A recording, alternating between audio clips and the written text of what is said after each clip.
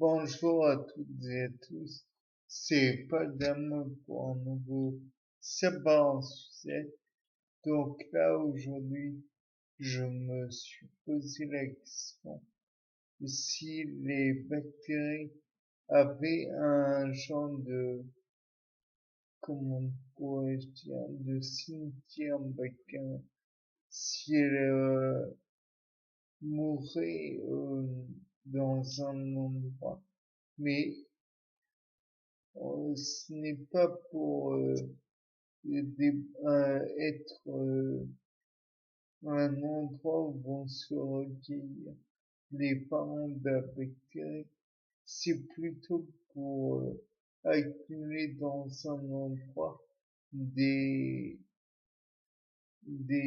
comment dire, des gènes, faire un genre de banque de gènes qui pourrait être des armes au terme qu'elles auraient accumulé finalement dans ces fameux plasmides que la bactérie pourrait finalement recueillir juste en se dirigeant à un endroit et pourrait ainsi savoir que dans tel endroit elle pourrait se mettre à l'abri de d'autres prédateurs. Je ne sais pas si le terme prédateur de bactéries pourrait être employé, mais supposons.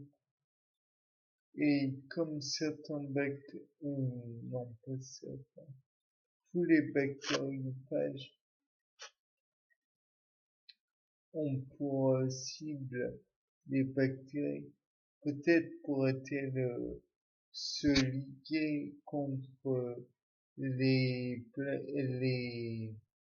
bactériophages et ainsi en allant sur des sites où il pourrait y avoir des plasmides utiles pour les combattre, pourrait finalement les, les, les absorber pour faire face plus facilement aux bactériophages. Il est possible aussi que il n'y ait pas de plasmide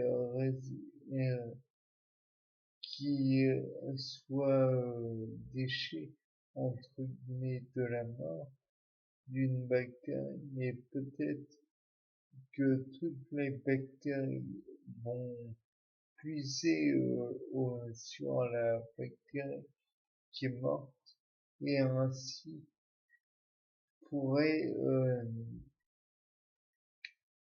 grossir grâce à la dépouille de bactéries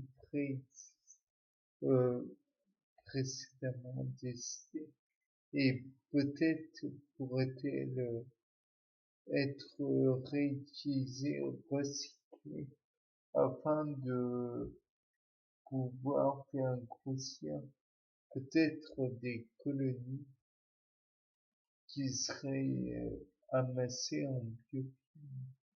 Les biofilms permettant finalement de créer donc des colonies résistantes. Et puis, comme il y a souvent des erreurs de réplication, de transcription, de traduction, peut-être que celle-ci pourrait permettre à la bactérie qui absorbe le plasmide de survivre, d'acquérir une nouvelle arme, ou au contraire mourir des suites de l'absorption du plasmide, puisque celui-ci peut être nocif.